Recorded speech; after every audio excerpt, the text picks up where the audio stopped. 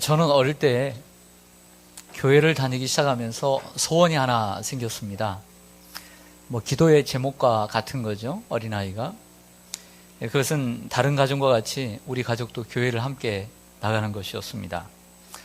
특히 어느 때 그런 생각을 많이 하게 됐냐면 주일에 교회를 나가는 것보다는 주일 오후 예배 때 그리고 수요 예배 때 특송 시간이 있는데 가족끼리 나가서 찬양을 하는 거예요. 그걸 볼 때는 이렇게 부럽든지. 그래서 그때의 소원이 우리 가족도 저 자리에 나가서 하나님 앞에 다 같이 특송을 하는 날이 오게 하옵소서 라고 간절히 기도했던 때가 참 많았습니다.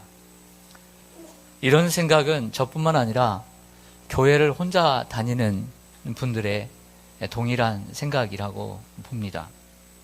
어릴 때는 단순히 사람들이 부러워서 저 가족은 다 같이 교회를 나오는구나, 단순히 부러워서 그런 마음을 가졌을지는 모르지만 신앙이 좀 더 성장하고 나이가 들어가면서 남들이 단순히 부러워서가 아니고 사랑하는 우리의 가족이 너무 불쌍하고 우리 사랑하는 가족과 함께 그래서 저 자리에 나가서 함께 찬양하고 싶은 생각이 들었습니다.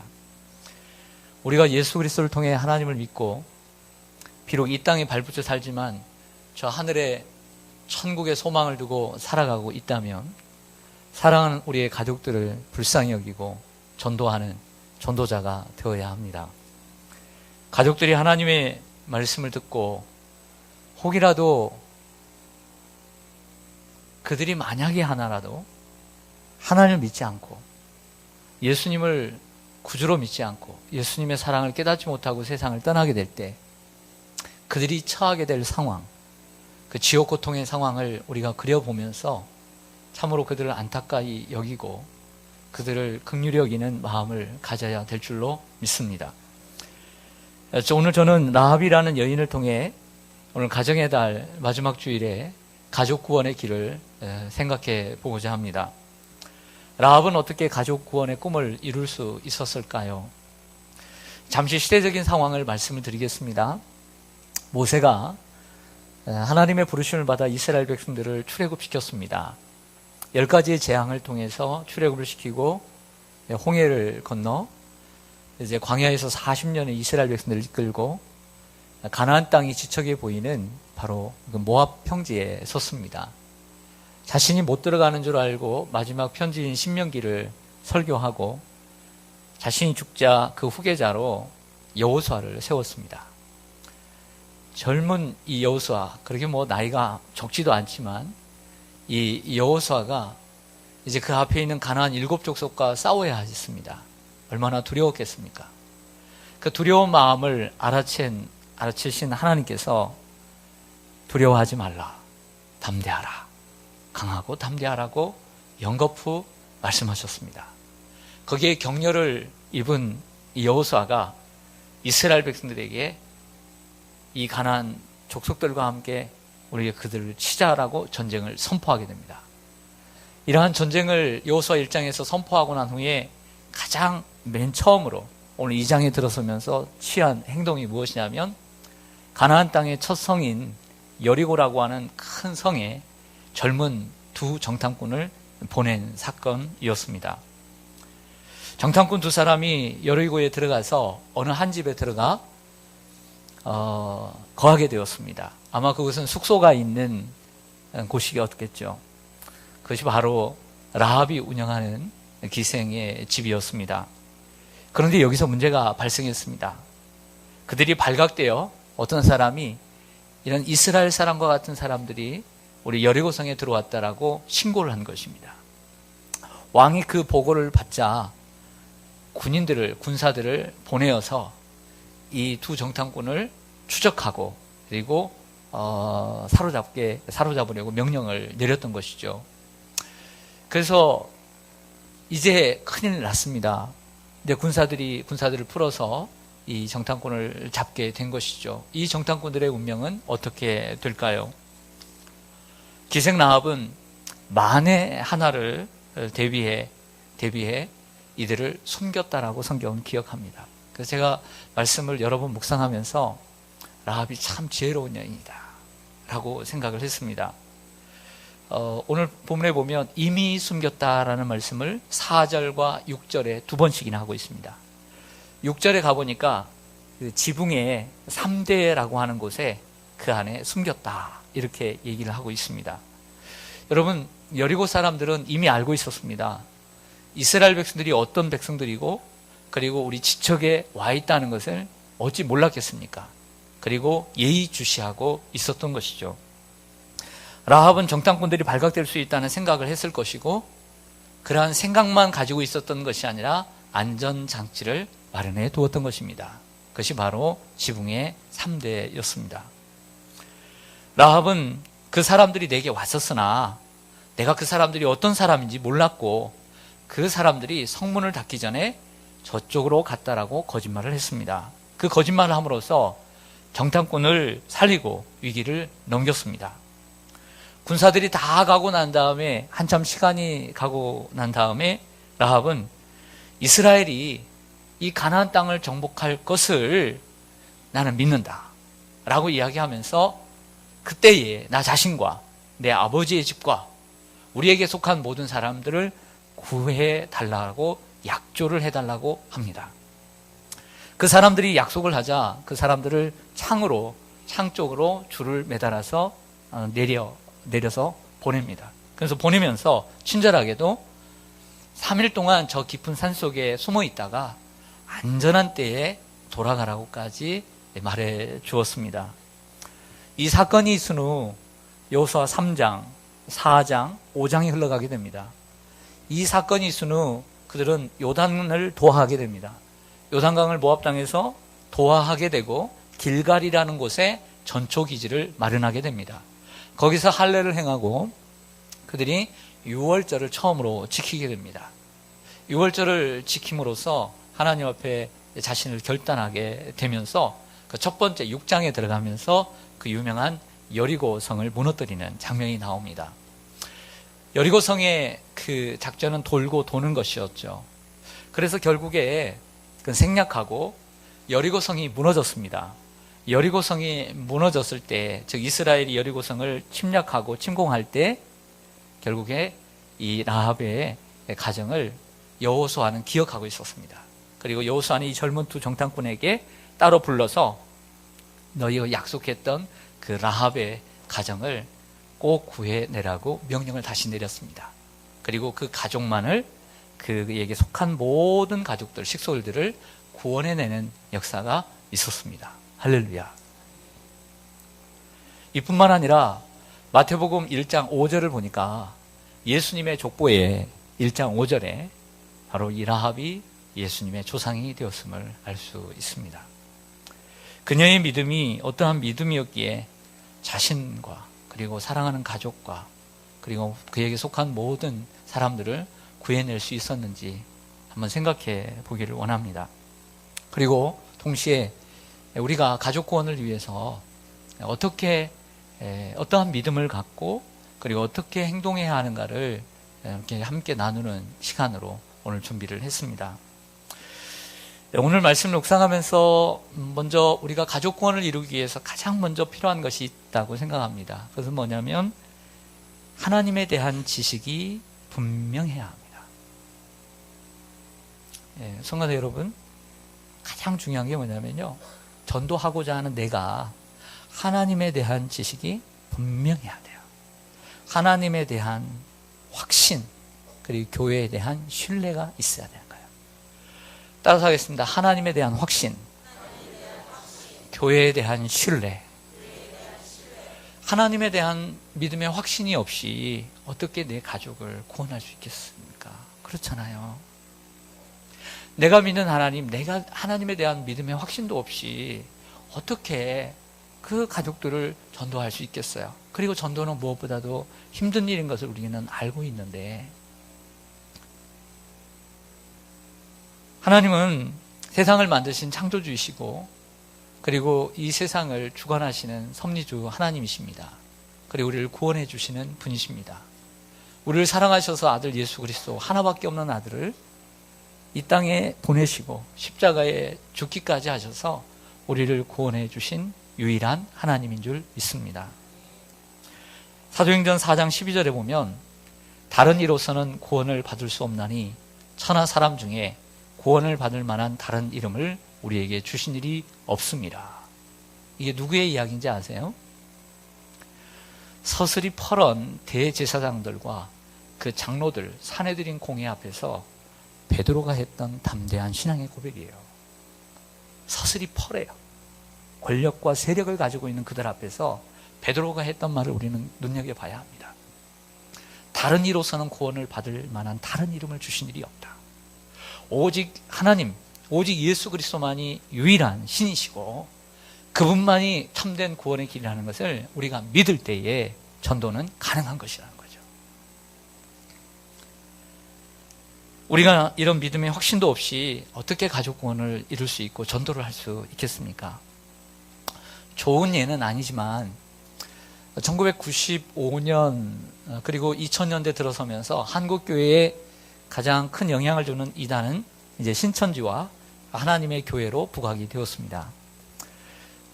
이 신천지에는 이만희라고 하는 사람을 아직 이제 90세가 거의 됐는데 90세 정도 된 걸로 알고 있는데 육신으로 오신 예수님, 하나님으로 믿고 섬깁니다. 하나님의 교회는 죽은 안상홍과 그리고 살아남은 그의 아내인 장길자를 아버지 하나님과 어머니 하나님으로 믿고 따릅니다. 그런데 그들은 하나님이 아닌 인간을 하나님으로 믿고 따르면서도 전도하기 위해서 얼마나 사력을 다하는지 모릅니다. 우리 주위에도 우리도 노방전도를 하는데 언제부턴가 하나님의 교회가 가가호호 설문지 조사를 하더니 전도의 방법을 바꾸어서 우리처럼 똑같이 전도를 합니다. 여러분들 주위에서 이렇게 전도지를 나눠준다고 모든 교회가, 모든 그 전도하는 사람이 기성교회이고 좋은 교회라고 생각하면 안 됩니다. 그것 또한 잘 볼 줄 아는 우리의 시각이 필요한 것이죠. 하물며 참된 하나님을 믿고 섬기는 우리가 그들보다 못해서는 안 된다는 것이죠. 참된 하나님을 믿고 섬기는 우리가 우리 가족과 그리고 우리 이웃들을 불쌍히 여기지 않는다면, 그리고 전도하려고 하는 마음이 없다면, 부족하다면 우리에게 문제가 있는 것이 아닌가 생각해 봅니다. 라합의 믿음은 여러분 누가 들려준 믿음이 아니었습니다. 라합의 믿음을 한번 생각해 보았습니다. 라합이 저 믿음이 어디서 생겼을까? 저 같은 설교자가 다니면서 여러분 하나님은 이런 분입니다, 이렇게 전해서 들은 믿음이 아닙니다. 전도자가 가서 전도지를 나눠주면서 이런 영적 진리가 있는데 일용리는 이렇고 두 번째 원리는 이렇고 이렇게 하면서 전한 것도 아닙니다. 라합이 얻게 된 소유한 믿음은요, 소문을 통해서 얻게 된 믿음입니다. 이스라엘에 대한 소문을 함께 들으면서 하나님을 알게 된 것이죠. 그래서 오늘 제가 앞에 부분을 정할 수도 있지만 중간 부분, 또 내용이 너무 많으니까 중간 부분을 정한 것은, 앞에 부분은 여러분들이 잘 익히 알고 있는 부분입니다. 정탐꾼이 찾아왔고 숨겼고 이 내용은 잘 아는 부분입니다. 오늘 8절부터 읽은 이유는 여기에는 이 정탐꾼들 앞에서 그들과 약조하기 전에 자신의 신앙의 고백을 이렇게 하는 내용이기 때문이에요. 우리 성경을 한번 눈으로 한번 보시죠. 저는 이 본문에서 참 은혜를 많이 받았는데요. 8절부터 보시면, 또 그들이 눕기 전에 라합이 지붕에 올라가서 그들에게 이르러 말하되 여호와께서 이 땅을 너희에게 주신 줄을 내가 아노라. 네. 누가 주셨다고요? 여호와께서 이 땅을 너희에게 주신 줄을 내가 뭐한다? 안다. 여호와를 아는 신앙이에요. 우리가 너희를 심히 두려워하고 이 땅 주민들이 다 너희 앞에서 간담이 농나니 이는 너희가 애굽에서 나올 때에 누가 여호와께서 너희 앞에서 홍해물을 마르게 하신 일과 너희가 요단 저쪽에 있는 아모리 사람의 두 왕 시온과 옥에게 행한 일, 곧 그들을 전멸시킨 일을 우리가 뭐했습니다. 여호와께서 홍해를 가르고 이 요단 동편의 두 왕을 전멸시킨 일을 우리가 들었기 때문에 믿음이 생긴 거예요.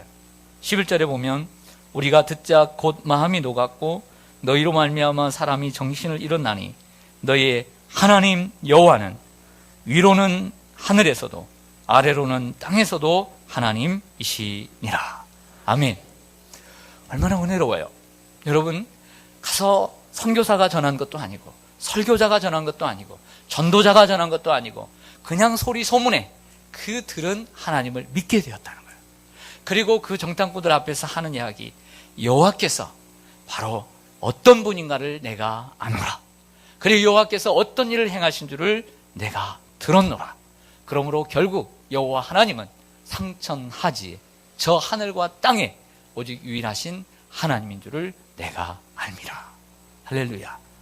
분명한 믿음의 확신, 하나님에 대한 확신 없이 어떻게 자신을 구원하고 어떻게 이웃을 구원하고 어떻게 내 사랑하는 가족을 구원 안 할 수가 있겠습니까? 내가 확신이 있어야 되는 거예요. 확신. 하나님 외에는, 예수 그리스도 외에는 구원받을 다른 이름이 없다. 그런 확신이 있어야 가족을 구원할 수 있는 거죠. 이 길만이 구원의 길이다. 라합은 이방인이었고 직업적으로는 기생이었습니다. 신앙의 연좌도 깊지 않았습니다. 그러나 확실한 것은 있었습니다. 하나님에 대한 지식, 하나님에 대한 믿음이 있었습니다. 신지식이라고 하죠. 하나님에 대한 지식. 홍해를 가르시고 출애굽시키신 하나님, 그리고 바로 옆에 있는 요단강 동편에 있는 이 두 왕을 전멸시키신 하나님을 소식을 듣고 믿게 되었다는 것입니다. 우리의 믿음이 흔들리는 것은 하나님에 대한 지식이 흔들리는 거예요. 잘못되는 거예요. 우리의 믿음이 흔들린다는 것은 하나님에 대한 믿음이 흔들린다는 것이고 하나님에 대한 지식이 잘못되었다는 것을 얘기하는 거예요. 하나님에 대한 바른 지식과 하나님에 대한 바른 믿음이 있다면 우리는 우리의 믿음이 흔들리지 않을 줄로 믿습니다. 하나님에 대한 확신을 가질 때 우리의 믿음은 견고해지고 또 가족을 구원할 수 있는 전도자가 될 줄로 믿습니다. 하나님에 대한 지식, 하나님에 대한 확신, 라합처럼 확신하기를 소망합니다. 다음으로 라합이 가족을 구원할 수 있었던 것은 행함이 따르는 믿음이었습니다. 따라서 하겠습니다. 행함이 따르는 믿음. 여호수아 2장을 여러분들 잘 아시죠? 우리가 함께 이렇게 읽어보면 어떤 느낌을 받느냐면 라합은 지금 많은 위험을 감수하고 이 일을 행하고 있다는 것을 느낄 수 있어요. 뭘 감수하고 있다고요? 많은 위험을 감수하고 있어요. 많은 위험을 감수하고. 분명 거짓말한 것은 잘못된 것입니다.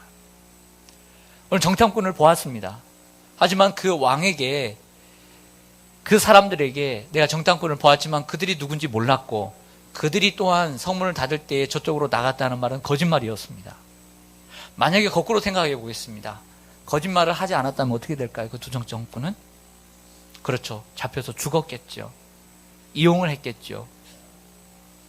당장은 왕이 이 신고를 한, 간첩 스파이를 신고한 라합에게는 상금을 내릴 수 있을 것입니다. 내가 좋은 것을 주겠다. 내가 필요한 것이 무엇이냐? 내가 너의 이 숙소를 내가 넓혀줄까? 어떻게 해줄까? 당장은 이로울 것입니다. 그러나 여리고 성이 멸망할 때, 이스라엘 백성들이 쳐들어올 때 라합의 운명은 어떻게 될까요? 여리고가 멸망할 때 함께 멸망했을 것이고 그 가족들도 함께 멸망했을 것입니다. 우리의 눈앞에 보이는 상급과 그 칭찬을 바라보는 것이 아니라 영원한 상급을 바라봐야 될 줄로 믿습니다. 거짓말은 분명 잘못된 것입니다. 오늘 그 거짓말을 십계명에서 하지 말라고 했는데 그 거짓말을 정당화하라는 것이 아니라 성경은 그럼에도 불구하고 그가 한 거짓말보다 그가 행한 믿음의 가치가 더욱더 훌륭했기 때문에 히브리서 기자는 히브리서 11장 믿음의 장에, 그 믿음의 챔피언의 반열에 라합을 올립니다. 31절에 보면 믿음으로 기생 라합은 정탐꾼을 평안히 영접하였으므로 순종하지 아니한 자와 함께 멸망하지 아니하였도다 라고 했습니다. 히브리서의 다음 책인 야고보서에 우리는 잘 압니다. 예수님의 동생 야고보가 믿음을 강조했는데 행함 있는 믿음을 강조하는 2장에 보면 단 두 사람을 그 반열에 올리고 있습니다. 그 사람이 누구냐면 아브라함과 라합입니다. 아브라함과 함께 라합을 올리면서 2장 24절 26절에 이로 보건대 사람이 행함으로 의롭다함을 받고 믿음으로만은 아니니라. 또 이와 같이 기생 라합이 사자들을 영접하여 다른 길로 나가게 할 때에 행함으로 의롭다함을 받은 것이 아니냐. 영혼 없는 몸이 죽은 것 같이 행함이 없는 믿음은 죽은 것이니라 라고 이야기합니다. 비록 라합이 거짓말을 했지만 이 거짓말은 쉬운 거짓말이 아니었어요. 이게 발각되고 혹이라도 3대에 숨겼던 그 정탐꾼들을 이 군인들이 찾아내기라도 했다면 그는 더더욱 그 자리에서 죽었을 것입니다. 그러므로 결국 그의 믿음은 목숨을 건 믿음이었다는 거예요. 행함 있는 믿음이었다는 거죠. 그래서 아브라함과 함께 이 라합의 믿음을 야고보는 거기에 두고 있다는 것입니다. 라합은 가족 구원을 위해 자신의 목숨을 걸었습니다. 라합의 믿음은 머리에만 있는 믿음이 아니라 목숨을 거는 믿음이었습니다. 몸을 사리지 않는 믿음이었습니다. 하나님을 절대 신뢰하고 그리고 행함으로 움직이는 믿음이었습니다. 조국과 민족을 배신하는 것처럼 보이지만 그 조국과 민족을 초월하는 믿음이었습니다. 왜 조국과 민족을 배신하나? 여러분들 우리 북한에 그 기독교인들이 있다고 봅시다. 있잖아요. 그러면 거기는 공산당이고 종교는 아편이고 믿으면 안 된다라고 강조했을 때 그러면 그 믿음을 버려야 될까요? 그 버리는 것이 조국과 민족을 배신하는 걸까요? 그건 아니잖아요. 참다운 신앙은 이처럼 조국과 민족을 초월하는 신앙이 되어야 한다는 것이죠. 에스더처럼 죽으면 죽으리라는 믿음의 정신을 가지고 오늘 나아가는 라합의 믿음을 보게 됩니다. 이런 믿음이 있어야 해요. 지난주에 말씀드린 것처럼 우리는 주일을 성수하고 그리고 예배를 잘 드려야 합니다. 왜냐하면 신약의 예배는 구약의 예배처럼 특정한 사람만 드리는 것이 아니라 예수의 피를 힘입어 우리가 성소에 들어갈 담력을 얻게 되었고 그 고마움과 감사한 마음으로 예배를 드려야 하기 때문입니다. 그래서 예수 그리스도의 피의 가치를 우리가 알고 있다면 예배를 소중히 여겨야 된다라고 말씀을 드렸는데요.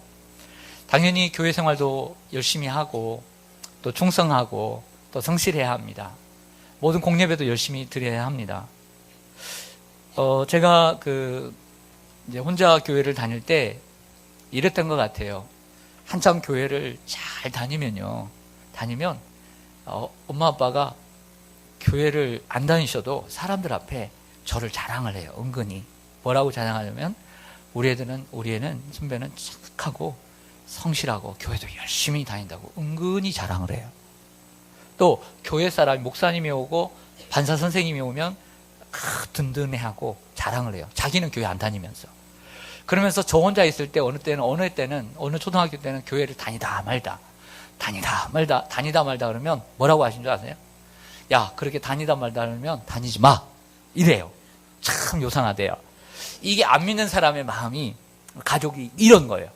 다니려면 확실히 다니고 안 다니려면 말라는 것이죠. 다 저의 잘못으로 인해서 이렇게 얘기를 듣는 것이죠. 여러분들도 그럴 것입니다. 만약에 안 믿는 가족들이 있으면 그럴 거예요. 다니려면 확실히 다니고 그리고 그렇게 다니려면 다니지 마. 이렇게 얘기할 거예요. 한 번씩은 들어보셨을 거예요. 그리고 은근히 마음 비위를 거스립니다. 아무것도 안 읽어가지고 너도 교회 다니냐? 너 같은 애도 교회 다니냐? 이런 말. 여러분 너무 그런 말에 마음 두지 마시기를 바랍니다. 여러분들 교회를 열심히 다녀야 하지만 안 믿는 가족들의 눈에는 여러분들이 교회를 다니는 것보다 여러분들의 변화된 모습을 보기를 원합니다. 뭘 보고 싶어 한다고요? 변화된 모습. 그래서 제가 5가지로 실천사항을 생각해 봤어요. 5가지입니다. 여러분들이 생각이 안 나면 영상에 들어가서 나중에 한번 잘 보십시오. 첫째, 여러분들 교회를 열심히 다닌다면 집에 와서도 열심히 사세요. 직장을 다니는 분이라면 직장도 열심히 다니세요. 학교를 다니면 공부를 잘하든 못하든 공부까지 열심히 하면 너무 큰 부담이니까 학교를 열심히 다니세요. 학교를 열심히 다니고 삶을 열심히 인생을 열심히 살아요. 할렐루야. 교회만 열심히 다니지 말고 부모들에게, 형제들에게 인생을 열심히 사는 모습을 보여줘야 돼요. 너무 열심히 살다가 쓰러지지 말고, 그러나 열심히 사는 모습을 보이자. 긍정적이고 적극적이고 삶의 의욕을 가지고 열심히 살아가는 모습을 보여줘야 되는 거예요. 할렐루야. 또 가족을 전도하기 위해서는 교회를 다니는 사람들이 집에 가서 깨끗해야 돼요. 청소도 열심히 하고요, 설거지도 열심히 하고 가정을 청결하게 해야 돼요. 즉 이 말은 꼭 청소만 하라는 얘기가 아니라 가정에서 자기 역할들을 감당해야 돼요. 자, 그렇다고 청소나 청결이 전적으로 여자분들의 몫이라고 얘기하는 것은 아닙니다. 남자분들의 몫도 되는 것이죠. 즉 자기의 역할들을 잘해야 된다는 것이죠. 남편이 교회를 다닌다고 함부로 막 하면 안 돼요. 남편이 교회를 안 다닌다 하는 생각으로 섬겨주면 남편의 믿음이 더 좋아지겠죠. 철든 남편이라면. 근데 잘해줘도 당연히 잘해주는 것처럼 생각하면 그건 철든 남편이 아니야. 철이 안 든 남편이에요. 세 번째는, 무엇보다도 교회를 다닌 사람들이 가정의 생활에서 중요한 것은 정말 중요한 게 있어요. 그냥 언어예요. 언어. 말이에요. 말. 오늘 이렇게 예배를 드렸습니다. 그래서 오후가 됐어요. 오후에 열심히 오후 예배까지 드리고, 여러분들은 지금 막 하루 종일 또 식사 준비에 또 성가대에 막 힘이 다 이제 풀려가지고 그 힘이 없어가지고 집에 딱 갔는데, 남편은 오늘 동안 교회도 안 나오고 소파에 앉아 TV나 자빠져 자고 막 이렇게 있단 말이야. 근데 한마디 하고 싶어요, 안 하고 싶어요? 그렇죠, 하고 싶죠. 얼마나 끌어올려요. 여기까지 올라와요. 여기까지. 해야 되겠어요, 안 해야 되겠어요? 해야 돼요? 안 해야 됩니다. 그거 하면 안 됩니다. 그거 하면 마귀가 얼마나 좋아하는지 몰라요. 아들과 딸이 오늘 교회를 안 나갔어요. 주일학교에 안 나갔어요. 청년부에 안 나갔어요. 속이 터져. 자기는 지금 교회를 나왔는데, 예배드리고 왔는데 속이 터져 죽겠어. 네. 자식이 미워 죽겠어. 그 순간. 그때 말하면 안 돼요. 치는 거예요. 치는 거예요. 그러면서 뭐라고 한지 아세요? 여러분들의 기도와 여러분들의 마음은 헤아리지 않아요.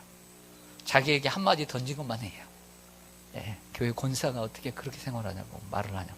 그렇게 한다니까요. 그러므로 집에 가서 여러분들이 조심해야 될 것은 언어예요. 하고 싶어도 참으세요. 참아야 돼요. 그렇게 소리 질러서 한번 내뱉어가지고 좋은 일 있습니까?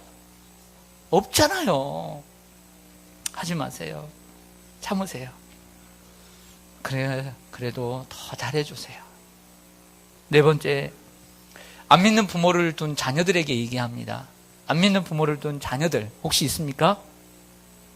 대답 좀 해보세요. 안 믿는 부모를 둔 자녀도 마찬가지예요.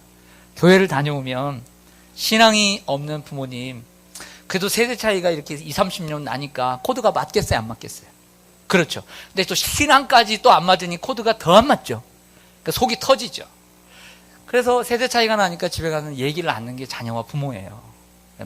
다 얘기하는 자녀도 있다고 하지만 얘기를 안 하죠.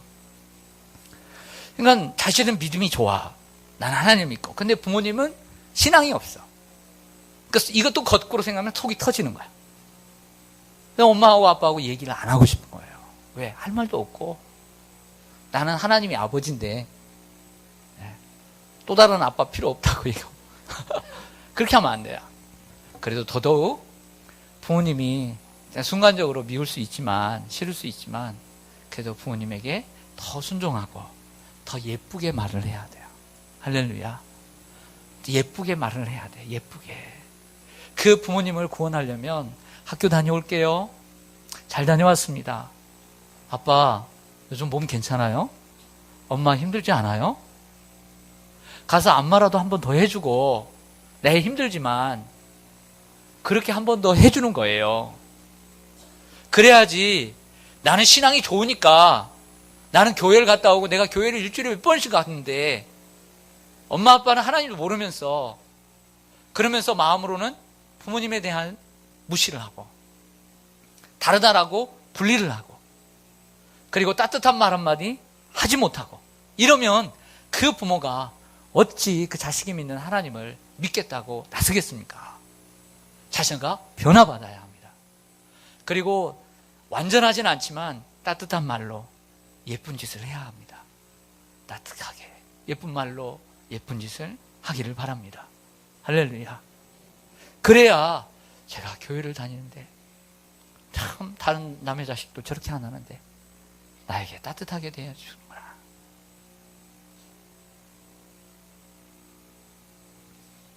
여러분, 자녀들만 부모의 사랑을 요구하는 게 아니에요. 부모도요, 자식들의 사랑을 요구해요. 자식들의 사랑을 받기를 원해요.